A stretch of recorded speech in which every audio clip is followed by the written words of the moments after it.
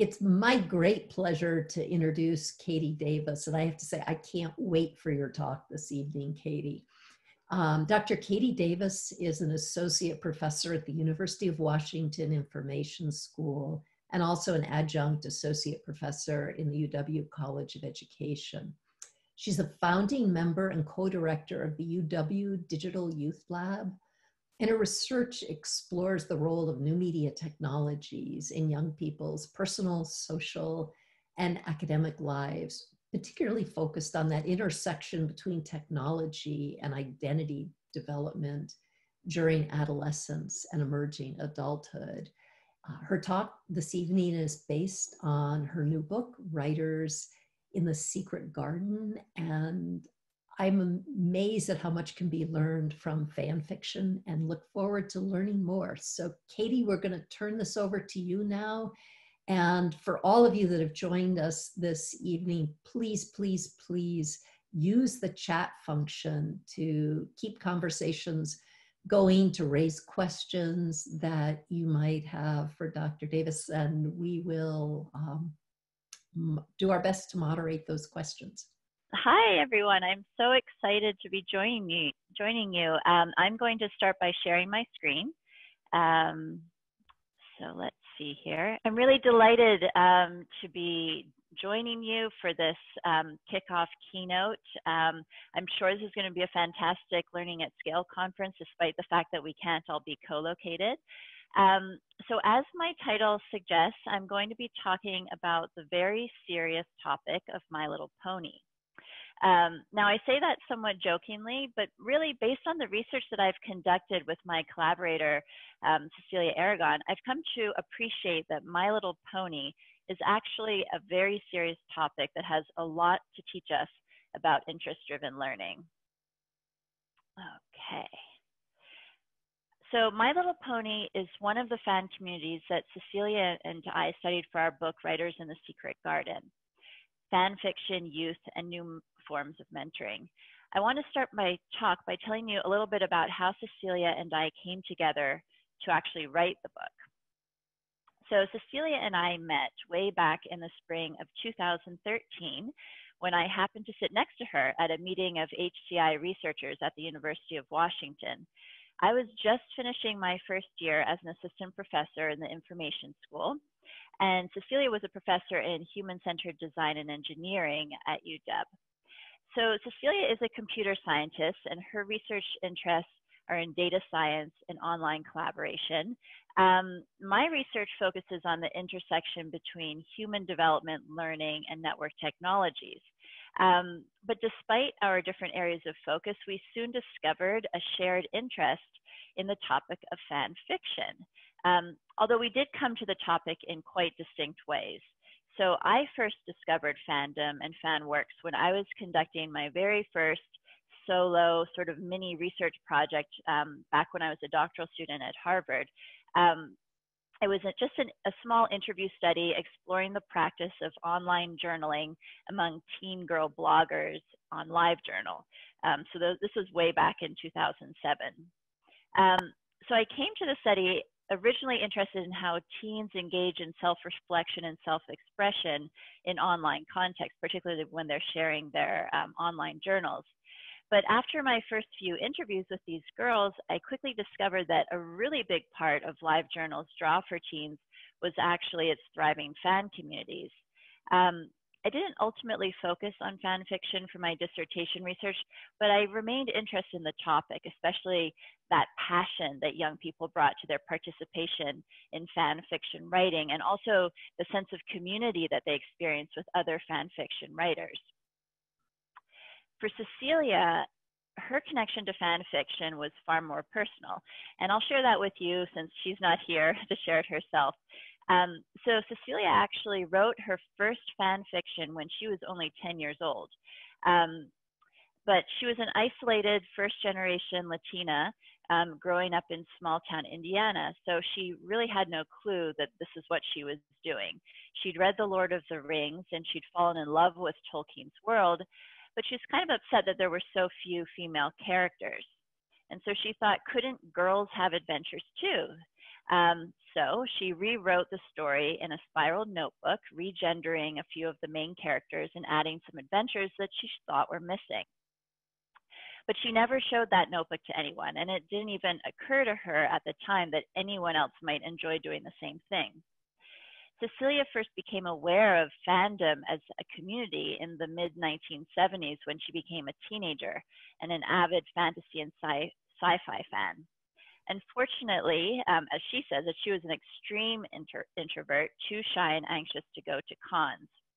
Fanfics weren't posted publicly in those days, at least nowhere that she knew of, so she never read fics or got involved in any of the communities where fics were shared. Looking back, Cecilia really regrets that the web didn't exist at this time because she knows now that online fandom communities would have really helped her through an extremely difficult time. It wasn't until many years later, until about 2007, that she was introduced to the modern proliferation of fan fiction on the web. She'd been watching a long-running anime with her then teenage daughter, who showed her some fics on fanfiction.net. She ended up binge reading many fics on this particular anime and became completely enthralled that so many young people in their teens were writing lengthy stories and contributing to an incredible outpouring of creativity. And around the same time, there was a lot of hand-wringing in popular media that young people can't write and they're just talking in netspeak and kids these days are the dumbest generation. And that was actually a complete contradiction to what she was seeing online. And in fact, Cecilia and I talked a lot about this contradiction when we first met back in 2013. And we also compared notes on our observation of our teen family members. So for Cecilia, it was her teenage daughter. For me, it was my then teenage sister, Molly. Both Cecilia's daughter and my sister were intelligent and avid readers and writers, and they were actively involved in online fandom. And in fact, I didn't know it at the time, and actually just until very recently, but my sister's involvement with fan fiction played a critical role in her eventually coming out as being gay. And we actually talked about this a couple of weeks ago for the book I'm writing right now. Molly told me fan fiction made me feel like all of what I'm feeling is okay. It just gave me something to aspire to.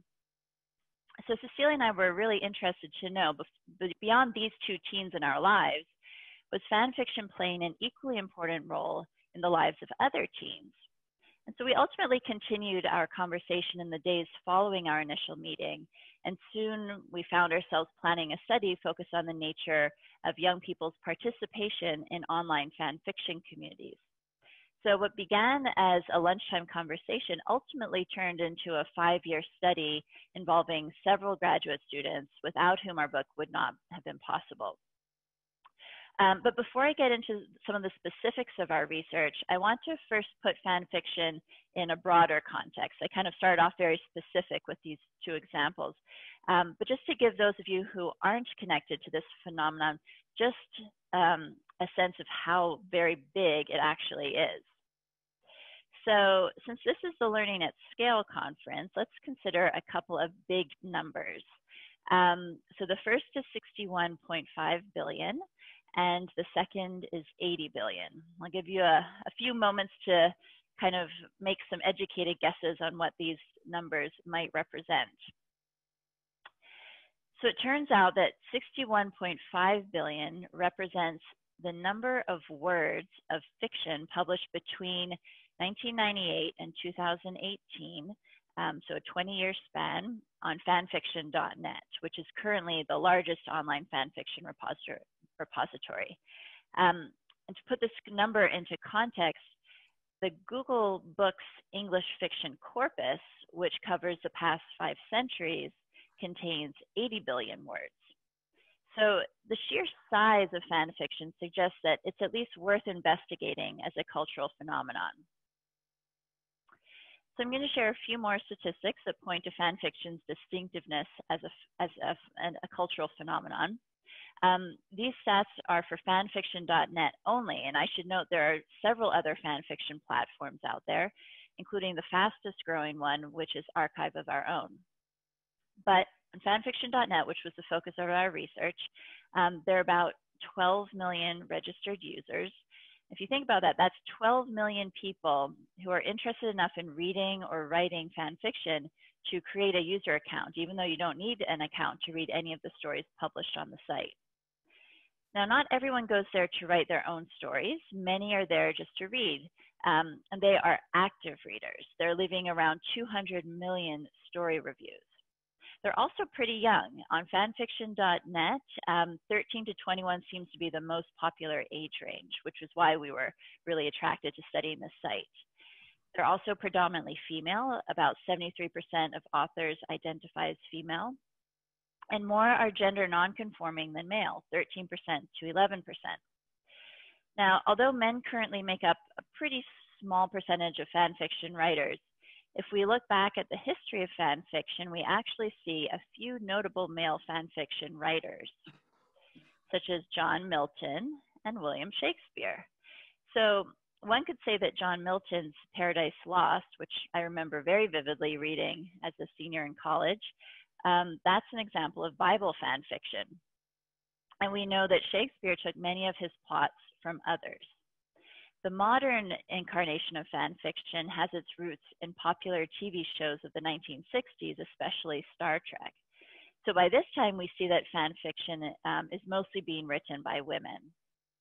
Now, in pre-internet days, people would mimeograph their stories and mail them to each other. And since the internet, you can imagine fan fiction and fan fiction communities have absolutely exploded, as evidenced by the 12 million members on fanfiction.net and the over 61 billion words that they've collectively written. So considering fan fiction's popularity, Cecilia and I are by no means the first researchers to explore this topic, including the broader phenomenon of fandom and fan communities. But what's distinctive about our research and the book we recently published is our focus on the distinctive nature of learning in online fan fiction communities. So in our work, we've been guided by this overarching question: what does learning look like in online fan fiction communities? This is a pretty big question, and we approach it from a variety of angles, combining our different areas of expertise. So Cecilia's in human-centered data science, and mine in human development and education. But before we started our research, we first had to choose fandoms to focus on, which was not an easy task in our research group.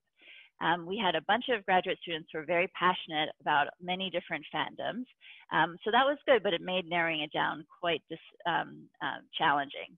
So we agreed that it would be valuable for at least two of us to have deep connections to any one fandom, since fan knowledge would help us to understand the discussions and stories in the communities. And we also figured it would be good to choose fandoms that were broadly popular beyond our small research group. So what we ultimately decided on were three: Doctor Who, My Little Pony, and Harry Potter. And at the time, I really didn't understand what the big draw of My Little Pony was, but I now have a 3.5-year-old son, and for some reason he's transfixed by My Little Pony, so I know a lot more about My Little Pony these days. And then most of our research, as I've already mentioned, took place on fanfiction.net, although we did spend a lot of time on other fanish platforms such as Tumblr. So here's an overview of our primary research activities, which include a real mix of qualitative and quantitative methods. We started off doing a 9-month ethnography of participant observation, and it also included in-depth interviews with young fan fiction authors. And also members of our research group wrote their own fan fiction, and they got reviews back from other community members, and they also provided reviews for other writers. Then we scaled up a little bit to do a thematic analysis of 4,500 reader reviews left on about 250 stories. And then the last component involved an analysis of all the stories and reviews on fanfiction.net to investigate whether receiving reviews on one story actually correlated with an improvement in writing quality. So the first thing we learned through our ethnographic work and interviews was the passion that young writers feel for their participation in fan fiction communities. So this author of Doctor Who fanfic told us, simplified down to one concise answer, I write fan fiction because it's fun. It's something I can sit down and have fun doing. I can play around in these other worlds and with characters that I love and see what different settings they can be placed in and not worry about it affecting the show, book, movie, etc. Participants also talked a lot about the value they get from others in the community. So for instance, we interviewed a Harry Potter fanfic author who reflected, I've received literally thousands of positive reviews and some truly wonderful letters and messages from people who have been genuinely touched by my writing. And it's been a massive confidence boost that helped me get through university without quitting and still helps me today if I'm feeling down. So another thing we learned is that many authors feel a great sense of responsibility to give back as much as they've actually received from the community. So this author of My Little Pony fanfiction said, I usually search for beginning authors and leave tips on how to improve. What prompts me to leave feedback is that I used to be as inexperienced or beginning as a newbie on the site, just like them, not too long ago. So if I can help in any way, I'm going to try my hardest. So as that last quote points to, our analysis revealed that mentoring was absolutely central to the fan fiction experience and an important way for participants to improve their writing. We also discovered that mentoring was also quite distinctive and really didn't look anything like what we might call traditional mentoring, in which we typically think of a more experienced, typically older person imparting their wisdom on a less experienced, typically younger person. Instead, we discovered a complex reciprocal network of advice that extended far beyond conventional definitions of mentoring. And this led us to define a new form of mentoring that we call distributed mentoring. So our model of distributed mentoring is grounded in Edwin Hutchins' theory of distributed cognition. And this takes as its base the assumption that knowledge can be distributed across individuals and across artifacts, and that the sum total of this knowledge is both greater than and also qualitatively different from the knowledge that resides in any one person or object. So in online fan fiction communities, mentoring processes can be distributed across different people, different communication channels, and even different platforms. And in addition, any one person can simultaneously assume the role of mentor and mentee. So for instance, they might be giving advice on character development, but also seeking advice on how to construct good plots. So in fact, we found that most of the elements described in traditional models of mentoring, such as the roles people take, relative seniority, selection and matching processes, these either become irrelevant or extremely varied in the informal context of the online fan fiction community. So that led us to identify 7 attributes that show how the affordances of network technologies give rise to distributed mentoring and set it apart from traditional mentoring. And conveniently, they all start with the letter A, and this is thanks to Cecilia. Although I'm not sure how much that helps you remember them, because 7 is kind of a lot of things to remember. So instead of defining each one, I'm going to give you a sense of how they surfaced in our data. So let's go back to that earlier quote by the Harry Potter author, the Harry Potter fan fiction author, I should say. And I'll point out how this quote illustrates 2 attributes right off the bat. So first, when this author notes that she's received literally thousands of positive reviews, that's an example of what we call abundance. Abundance describes the sheer volume of feedback accessible to the author, whether it's through story reviews, group forum conversations, or even private communication. And next, this author also notes that the feedback she's received over the years has been overwhelmingly positive and wonderful, and it's given her a massive confidence boost. So this is an example of the positive affect that's immediately apparent when reading through reader reviews on fanfiction.net. Authors enjoy emotional support and encouragement from the many positive comments and interactions they experience in fan fiction communities. To give you a sense of the positive vibe on fanfiction.net, in our analysis of 4,500 reader reviews, we coded only 1% of them as troll posts or flames. Instead, the vast majority of reviewers were really providing primarily supportive, constructive feedback.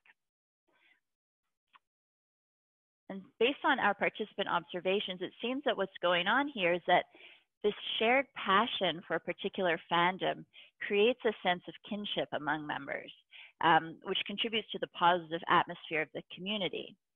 So if a troll does come along, which they inevitably will, the other members of the community generally come to the defense of the person being attacked rather than piling on to the negative comments of the troll. So for instance, there was one controversial Doctor Who fan fiction story that we saw had several flame reviews. However, it had far more reviews like this one, who said, just ignore the stupid tart lover who is leaving those horrid reviews. She can take all her stuffy little remarks and shove them where the light don't shine. This is a fantastic story. I just had a shitty day and this story has really helped me smile. So for the remaining 5 attributes, I'm going to talk about a mini case study we did within our participant observation of a writing group on the My Little Pony fanfiction platform, which is called fanfiction.net. So not to be confused with fanfiction.net. This writing community was actually the largest, most active writing community on fanfiction.net at the time. And in the group, authors typically ask for advice about specific aspects of their writing, such as plot progression or the development of new relationships between 2 characters. So I'm going to share with you part of a conversation from this group that was started by a member who wanted guidance on how to write the character Princess Luna, who is an antagonist in the first season of My Little Pony. Actually, one of my son's favorite characters in the show. Actually, it's more precise to say I'm going to share a representation of the conversation rather than the conversation itself. So this post received 46 responses from 20 different respondents. And what you see here is a map of all the respondents and how they interacted with each other. The direction of the arrows shows the direction of responses, so who the respondent is addressing in their post. The thickness of the arrows represents the number of posts going from one respondent to another. Unfortunately, one dimension that isn't illustrated here is time. This discussion actually took place over the course of a few weeks. And this illustrates the attribute of asynchronicity, which makes it possible for diverse community members to engage in discussion across time and geographic boundaries, which would otherwise make synchronous collaboration difficult, if not impossible. And the fact that the conversation still persists online years after it occurred is an example of the availability of online text-based communication, allowing participants and observers to continue to learn from the exchange even after it's become inactive.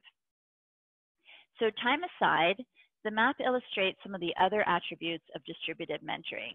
So you can see that over half of all respondents, in fact, 12 in total, replied to at least one other respondent who was not the original poster. So for example, you can see respondent 3 here at the bottom responded directly to the original poster, but also responded to respondent 2. You can also see that 2 of the respondents, 17 at the top and 20 at the bottom, they didn't reply to the original poster at all. Instead, they just directed their comments to other respondents. And in fact, judging by the thickness of the double-sided arrow between respondents 10 and 20 at the bottom, it seems that these 2 people engaged in quite a conversation, as did respondents 16 and 19.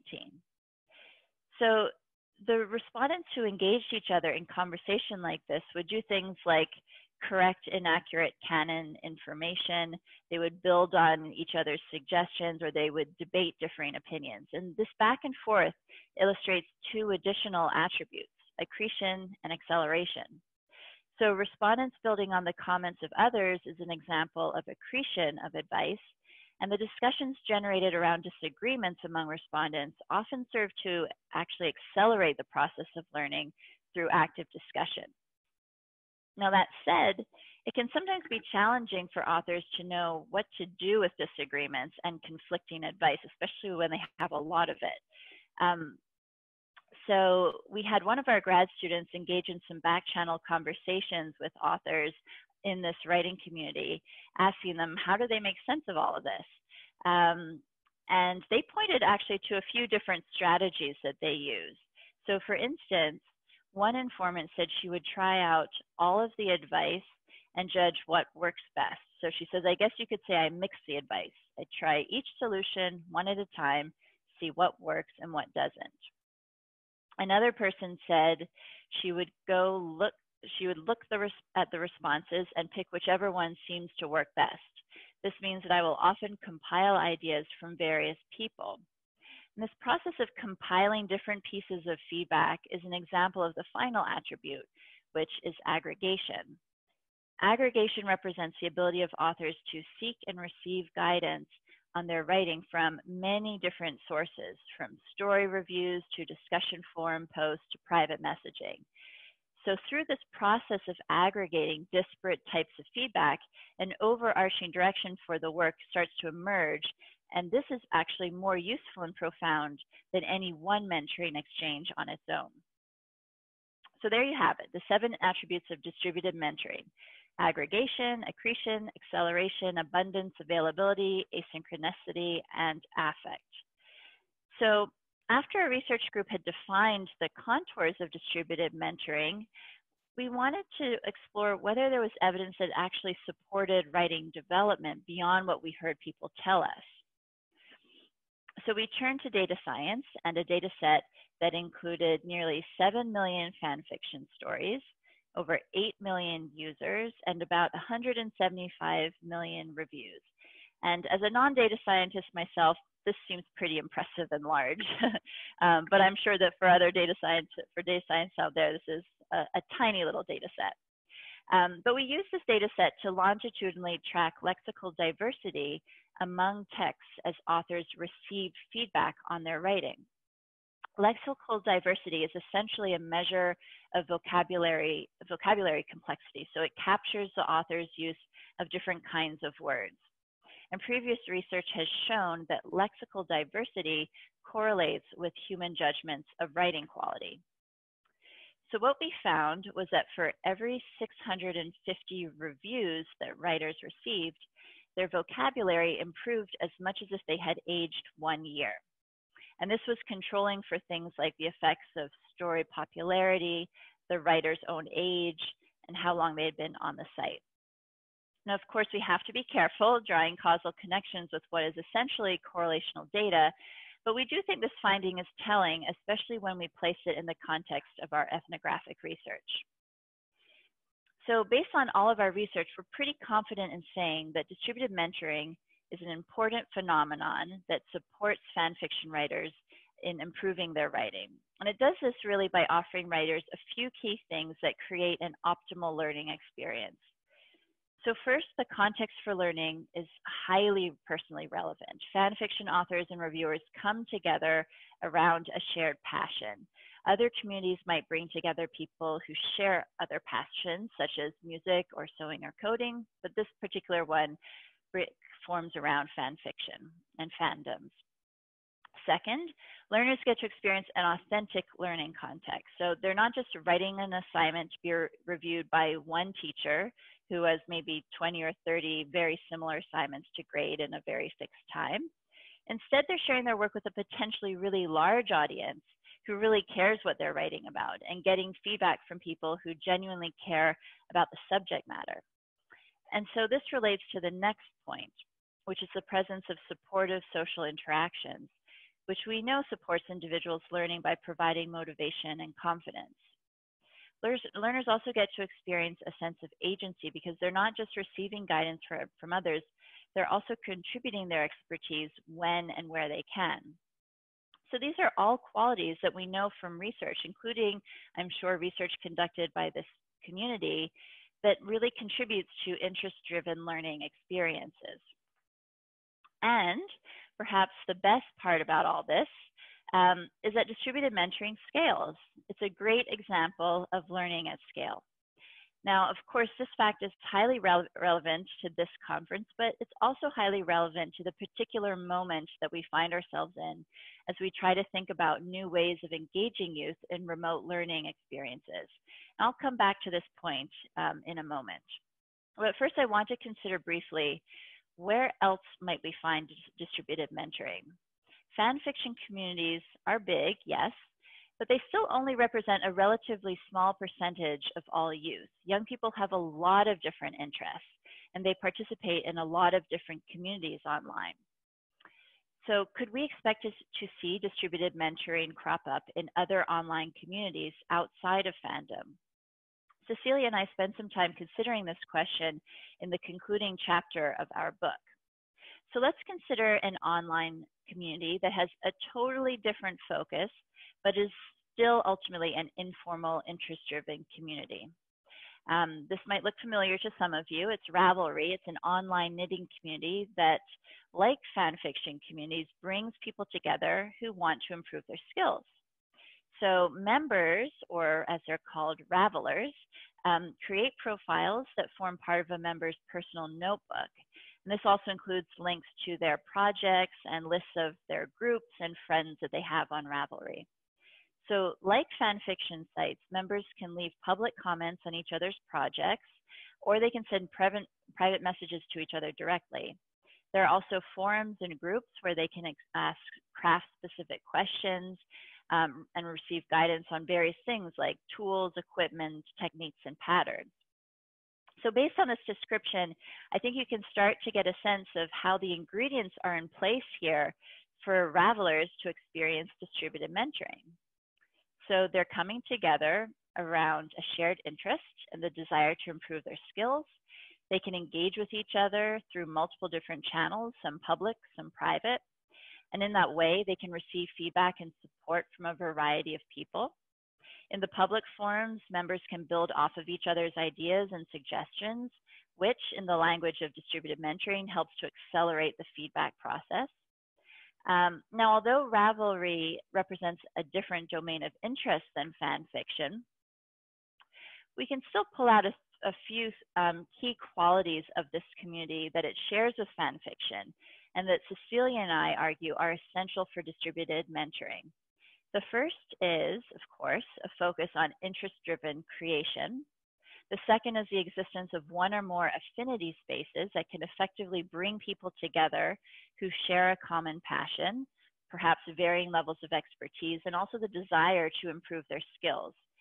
And the third is the affordances of network technologies themselves, which make it possible for people to share their work broadly, engage in conversation with others from all over the world potentially, and draw on the expertise of the community as the need arises. So with these requirements in mind, I want to think about the particular moment we find ourselves in right now and what insights we might be able to apply from this work. So we have just watched a lot of students across the US and really the entire world. I'm right here actually speaking to you at 10:45 at night in Berlin, Germany. And I in Germany, and also my colleagues and friends in the US, we've watched kids end their school year basically sitting in front of a computer at home, watching recorded videos and filling in worksheets. Now, of course, not all, but a lot of kids have had this experience. And a lot of people have told me, I've been reading, I've been hearing from teens that I've interviewed for a study on the pandemic, that this is really not cutting it. It's been a pretty dismal learning experience for a lot of kids, especially those who are in public schools. And unfortunately, many students are gearing up for what looks to be more of the same this fall. So when Cecilia and I were writing our book in 2018 and 2019, we were a bit hesitant to approach the topic of applying distributed mentoring to formal educational contexts. After all, there's not exactly a great track record of successfully applying lessons from informal learning to formal education. I was probably more ambivalent about trying to make these connections than Cecilia, probably because I started my career as an elementary school teacher. And so I had a good sense of the many constraints and institutional inertia that face teachers and schools, especially in public schools. So there are standardized tests to prepare for, curricular units to get through, and also those school bells that ring so loudly and promptly, and they cut off learning just when it starts to get interesting. So in this context, it can actually sometimes feel like a luxury to lead with the interests and passions of individual students and to provide room to introduce an approach to learning as sprawling and inchoate as distributed mentoring.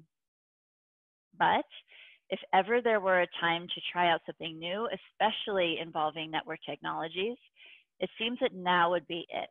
After all, based on what we saw in the spring, we know there's lots of room for improvement. And something like distributed mentoring scales far better, and it's far more accessible than the $25,000 pod schools that we're seeing pop up in affluent neighborhoods across the country. And if ever there were a community that is uniquely positioned to do this work of re-envisioning, I think it's this one. So how would we go about designing for distributed mentoring? So Cecilia and I believe that open community-based systems that connect students across school districts, states, or even countries could be used successfully to promote the multiple sources of feedback that authors said they value in online fan fiction communities. And we deliberately use systems in its plural form to emphasize that there's unlikely to be a one-size-fits-all approach to building online communities that support distributed mentoring in formal education contexts. At the same time, these platforms would share some common features. So for instance, based on our research, these platforms would probably work best if students could present themselves pseudonymously to lessen the inhibitions associated with giving and receiving feedback.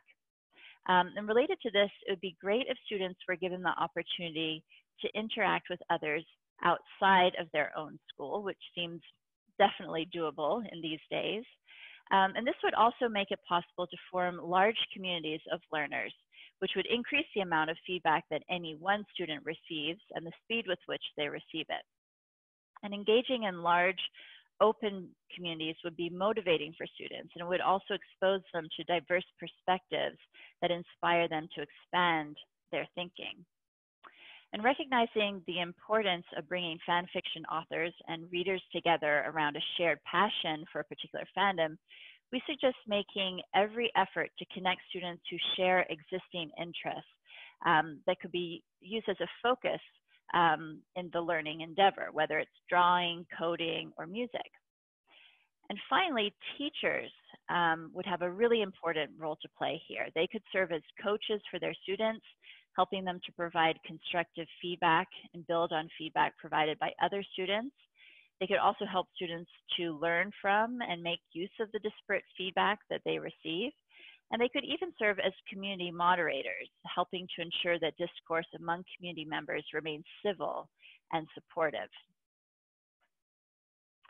Now, of course, as I'm sure this community well knows, Cecilia and I are not the first ones to propose using network technologies to connect learners across space and time to engage in meaningful learning experiences.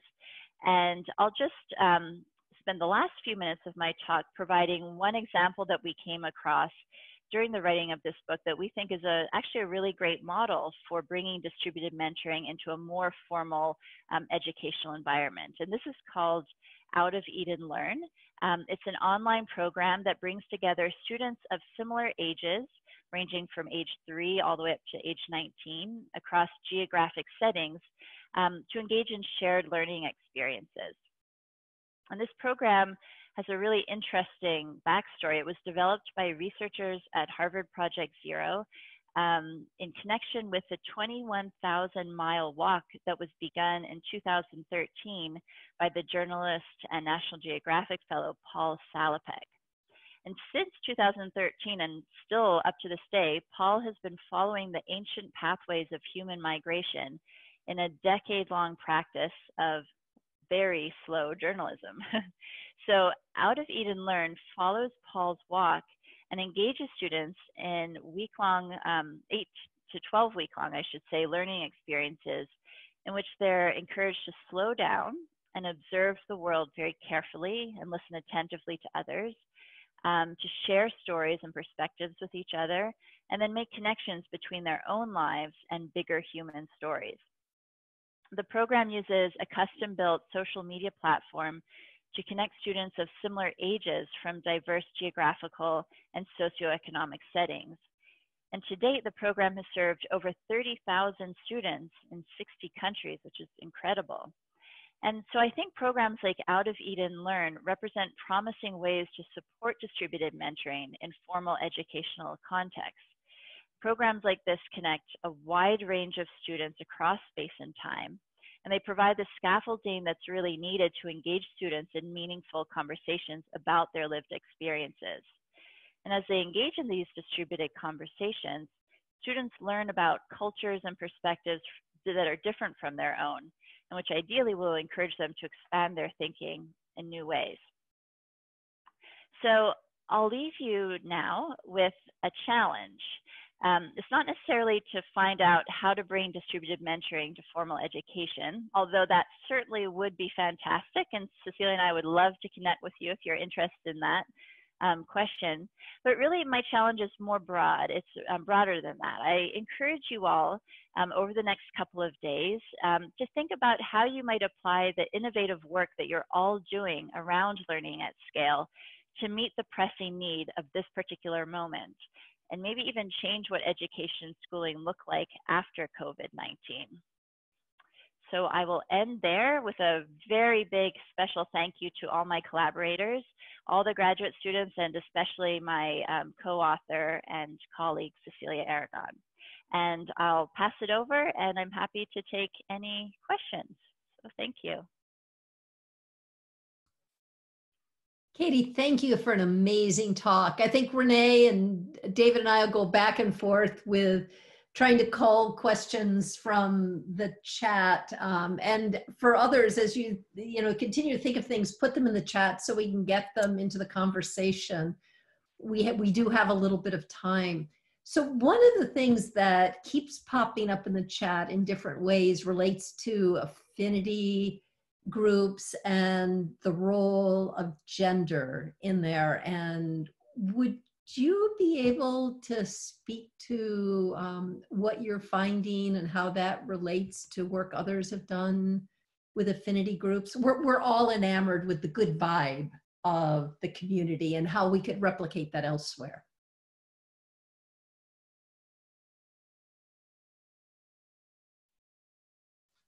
Okay, sorry, I had muted myself and I couldn't unmute again. Yes, so the good vibes. Yeah, that's one thing that we were really amazed by and impressed by, because really the positivity that we found it's very different from a lot of spaces online that you'll see. And we were, and certainly even within fan communities, there's certainly a lot of vitriol, just like there is in broader communities online. But what we found in fanfiction.net and filmfiction.net was that there was just such a high level of investment. And even though people weren't using their real names, they were using pseudonyms. So they started to get personally attached to those names, and they developed a reputation associated with those pseudonyms. And so there was an investment in upholding that reputation, especially as that reputation was tied to a topic and a community that they were really passionate about. And I think that those ingredients kind of come together to ensure that people are preserving the good vibes in the different communities. And as I sort of mentioned in that one controversial conversation that popped up in the reviews of this Doctor Who fan fiction story, it was a controversial story, but most of the reviewers felt that they wanted to come to the defense of the writer rather than just pile on. And I think really that is a testament to just how invested over the long haul participants are in these communities. And they also, a lot of them end up meeting each other offline and forming really close connections. And a lot of what they do actually starts to translate into their professional lives. Not all the time, but it certainly can.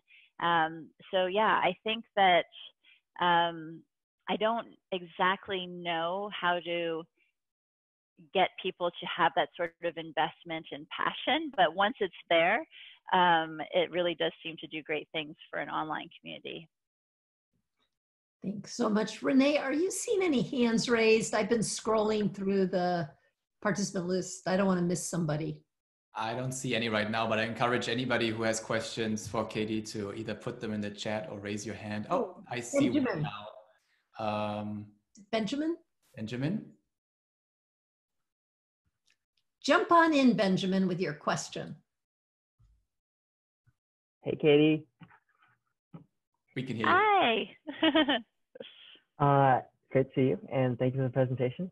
So I want to know if you could say more about what it looks like for someone to be kind of an outsider, become more and more engaged in perhaps the fan fiction community. I guess I'm coming from like a computing education space. There's like there's like the use, modify, create of like, I'm going to use this coding scratch project, and then I'm going to modify something someone else has created, and then I'm going to create my own thing as like one progression. I'm wondering, like can you speak to like what that progression to become more of a engaged community member might look like? Sure. Yeah, no, that's a really great question. So I think, you know, we thought a lot about, for us, well, at least for me, I was coming at this, I immediately what popped to mind was legitimate peripheral participation. And I think that the way that manifests, but it's very similar to what you were describing, is, you know, often people like my sister will come to these communities mostly just to read the stories. And as they read more, they may start to leave some reviews. And they may actually even start to gain a reputation for being a good reviewer. They also then may decide to try a hand at writing their own fan fiction. That's one progression more into the community, but that's certainly not the only one. There are a lot of members who just start off by writing their own fiction right off the bat. And I think that's what is actually really cool about these communities, is that you don't have to really go from just observing into participating. You can kind of start wherever you want to. And you can be a real newbie in one area, but kind of more experienced in another area, both at the same time. And that's totally fine. And there's space for that.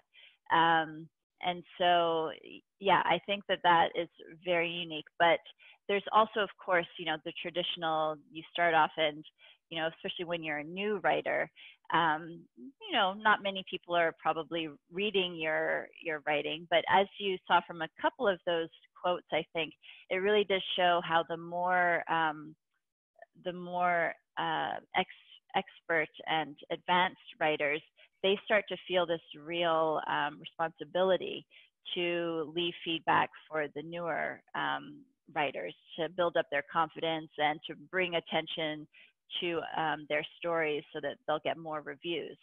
So yeah, there are many different ways, but I think, you know, that progression is definitely a common way. And Jack has his hand up.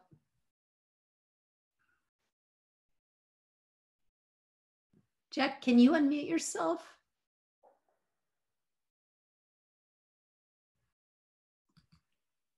Okay, thank you. I need your permission. So thank you for a very interesting talk about a very powerful phenomenon, a taste of which has been enacting itself in the chat window during your talk. I have just kind of a nitpicky clarification question. You showed a slide with a scatter plot of the relationship between the number of posts and lexical diversity, and it went by too fast for me to distinguish whether it was actually showing individual increases in lexical diversity over time, plotted against the number of reactions versus simply the lexical diversity plotted against the number of reactions, which could be explained possibly by just sample skew, that more people with large vocabularies get more reactions? Yeah, that is a good question. Let me see if I can find out. Now, I didn't put together that particular, because I'm not the data scientist in the research group, but I'm sure I can find. While you're looking for it, yeah. One of the things I just got was a compliment. I'm sitting in my about to be 5-year-old granddaughter's bedroom, and I just got compliments on, let's see, Justin said, Jack's rainbow wallpaper and unicorn lamp is so on point for the My Little Pony topic. That's awesome. Yeah, so really what this is